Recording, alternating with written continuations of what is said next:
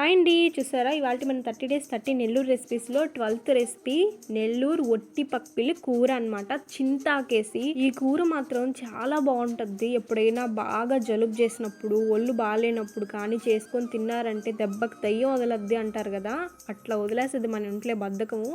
Super అంటే సూపర్గా ఉంటుందండి. మీరు కూడా ఒకసారి ఖచ్చితంగా ఇలా ట్రై చేయండి.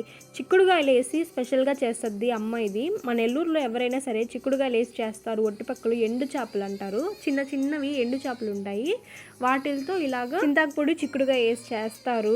నెక్స్ట్ లెవెల్ అసలు. చిన్న చిన్న ఎర్రగడ్డలు వేసుకుంటే వాటిల్లో ఇంకా చాలా బాగుంటుంది అనమాట. చూడండి, బుజ్జి బుజ్జి చేపలు.